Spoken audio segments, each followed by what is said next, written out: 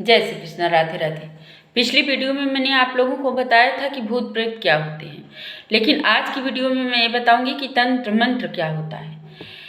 एक तंत्र मंत्र पर भरोसा करने वाला व्यक्ति की गति भगवान क्या करते हैं, इसी की कथा मैं लेके आई हूँ। मेरी कथा अच्छी लगे तो कमेंट ज़रूर करिएगा, और मुझे इंतज़ार रहता है आप लोग के कमेंट का। आप लोग कमेंट करते नहीं हो, फिर भी मैं बकती हूँ। तो आज तंत्र मंत्र की कथा सुनिए आप लोग। गांव में एक तांत्रिक रहता था। वो तांत्रिक क्या करता था कि शालिग्राम जी को रखा था अपने पास, और पूरे गांव को इकट्ठा करता था, और पूरे गांव में अपना जादू ऐसे बिखेरा था कि उससे हर आदमी डरता था। और वो डेली क्या करता था कि अपने तंत्र की क्रिया से शालिग्राम को उड़ाता था, उड़ा करके नचाता था, उड़ाता था। पूरा गांव सोचता था कि इससे बड़ा, इस जादूगर से बड़ा कोई जानकार नहीं, इससे पंगा मत लो, नहीं तो ये सबको परेशान करेगा, क्योंकि वो तंत्र मंत्र जानता था। तो कुछ लोग उससे परेशान रहते थे, लेकिन उसके इस गंदे आचरणों की वजह से कोई बोल नहीं पाता था। तो गांव के बाहर एक संत जी रहते थे, जो भगवान की दिन रात भजन करते थे, भगवान को दिन रात भजते थे, एक टाइम भोजन ग्रहण करते थे। तो उनके साथ कुछ उनके चेले थे। तो चेले गांव में आते थे भिक्षा मांगने। तो वो गांव में भिक्षा मांगने चले आए थे। तो जब भिक्षा मांगने चले आए थे तो देखा कि वो ढोंग फैलाए बैठा है।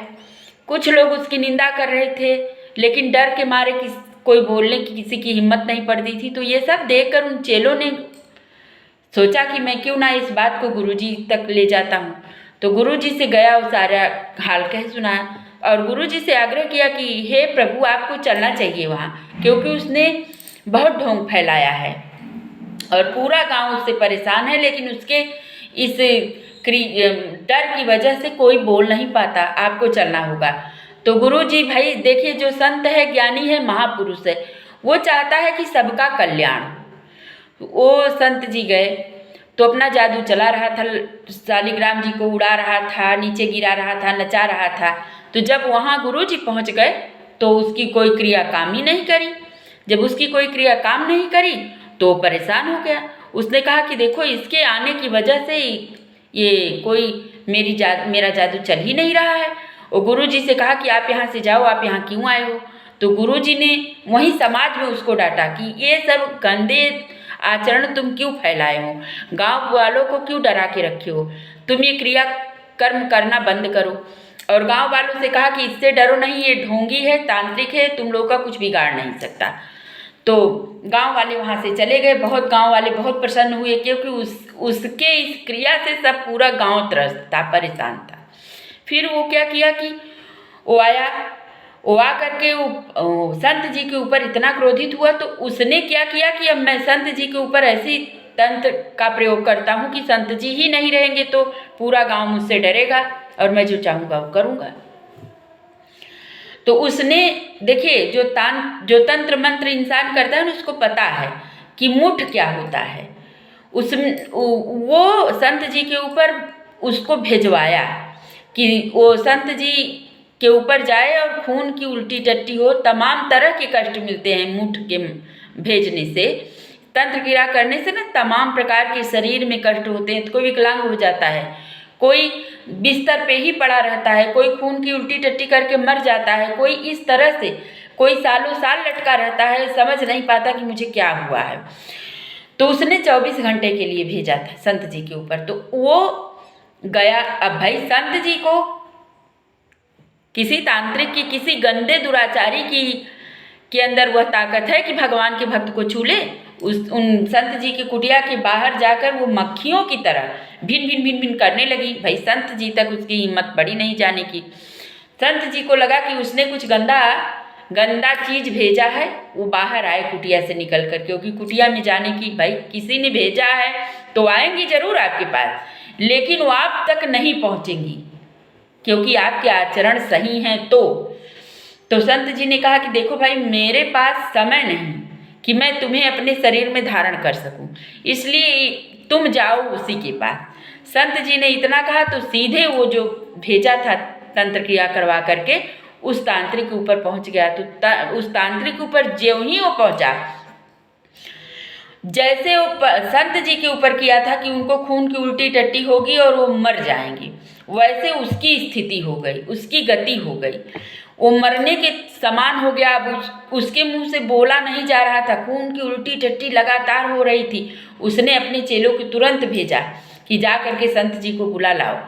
तो संत जी को उनके चेले मना कर रहे थे कि मत जाओ, उसको मरने दीजिए आप। तो कहा नहीं, अगर कोई दुराचारी है तो उसको सद्मार्ग का मार्ग दिखाना हमारा दायित्व बनता है।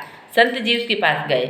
संत जी जब उसके पास गए तो संत जी जा कर के उससे कहा कि तुमने मुझे बुलाया, तो उसकी तो हालत थी नहीं बोलने की। तो संत जी ने उसकी हालत देखा तो संत जी ने अपना हाथ फेरा तो सारी तांत्रिक क्रिया नष्ट हो गई, उसको उसने जो किया था। जब वो नष्ट, क्योंकि देखो विरले पुरुष जो विरला है, जो भगवान का सच्चा भक्त है, भगवान का अनन्य भक्त है, उसका कोई बाल बांका नहीं कर सकता, कोई भी नहीं कर सकता। कितना भी आप परिश्रम कर लें उसका कुछ नहीं बिगाड़ सकते। हाँ, सर्दी जुकाम जैसी कष्ट जरूर मिल सकता है, जैसे हवा आया, आंधी का झोंका आया, जैसे पूरे गांव को उड़ा ले गया, लेकिन उसके घर पर भी थोड़ा सा आंधी आया और वो सेफ है। उसी तरह से जो भगवान का भक्त है, भगवान पे विश्वास करता है, भगवान का भजन करता है, एक भजनावली के जीवन में कभी कोई तांत्रिक क्रियाएं, कर्म कुकर्म उसका कुछ नहीं बिगाड़ सकती। तब संत जी ने उससे कहा, उस दुराचारी से, कि आज के बाद ये पापाचरण छोड़ के भगवान का भजन करो, जिससे तुम्हारा कल्याण हो।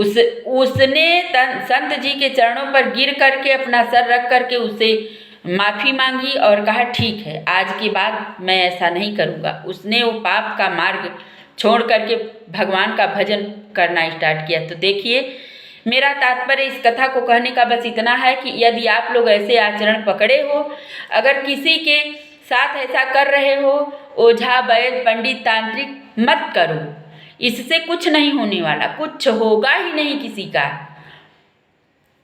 एक नाम, चाहे श्याम श्यामा जपो, चाहे राधा नाम जपो, चाहे सीताराम जपो, जितना भजन करोगे, जितना नाम जप करोगे, उतना कल्याण होगा। रामायण में लिखी गई बात है, मंत्र महामणि विषय व्याल के, मेटत कठिन कुअंक भाल के। जितना आप भजन करोगे उतना, अगर सर्प भी आके डस लेना तो उसके भी डंक का असर आप पे नहीं पड़ेगा। लेकिन बस आपका आचरण शुद्ध होना चाहिए, आपको भगवान पे भरोसा होना चाहिए, आपको उतना अपने आप को तैयार करके रखना होगा भगवान के प्रति। हर चीज़ जो भी करते हो सब प्रभु पे छोड़ दो। प्रभु लीला आपकी है, आप देखो, मैं कुछ नहीं जानती, मेरे बस का तो कुछ है ही नहीं, क्योंकि एक पत्ता भी तभी हिलता है जब प्रभु आप आदेश देते हो। तो मेरा क्या है, आप ना सोचो तो सुबह ना हो, आप ना सोचो तो शाम ना हो, आप ना सोचो तो एक पवन देव अपने घर से बाहर ना निकले, तो सारी लीलाएं आपकी हैं, आप ही हो, समग्र सृष्टि आपकी है, समग्र सृष्टि में आप हो। मैं जो भी करता हूँ या करती हूँ सब आप पे वो छोड़ती हूँ, आप पे वो सब सौंप देती हूँ, आपके चरणों में रख देती हूँ। वो आप देखो, बस आप लोग नाम जप करो, देखो आप लोगों का कल्याण होता है कि नहीं। भगवान शिव के मंदिर में जाओ, वहाँ शिव शिव न जप करके सिर्फ सीता राम राम राम जपो, भगवान शिव अपने आप प्रसन्न हो जाएंगे, उन्हें और किसी चीज़ की ज़रूरत नहीं।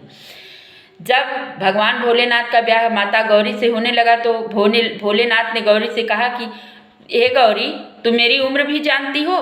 तो उन्होंने कहा कि नहीं प्रभु, मुझे आपकी उम्र से कोई लेना देना नहीं है, आप जो सीता राम में लीन रहते हो ना, बस मुझे इससे लेना देना है, इसलिए मैं सिर्फ और सिर्फ आपको अपने पति के रूप में पाना चाहती हूँ, क्योंकि आप राम नाम में लीन रहते हो, राम कृष्ण में लीन रहती हो, और इससे बड़ी बात मेरे लिए कुछ नहीं हो सकती। अभी के लिए मैं अपनी वीडियो बंद करती हूँ। अगर मेरी कथा अच्छी लगी हो तो ज़्यादा से ज़्यादा लोगों में शेयर करें, मेरे चैनल को सब्सक्राइब करें, कमेंट करें, ताकि मुझे पता चले कि मैं जो भी बोलती हूँ आप लोगों को समझ आती है, अच्छा लगता है कि नहीं लगता, और आप लोग अपने आचरण को शुद्ध रखो, तभी आपके परिवार का, आपका कल्याण होगा। अन्यथा कल्याण इस कलयुग में कल्याण ही नहीं हो सकता। जय श्री कृष्णा।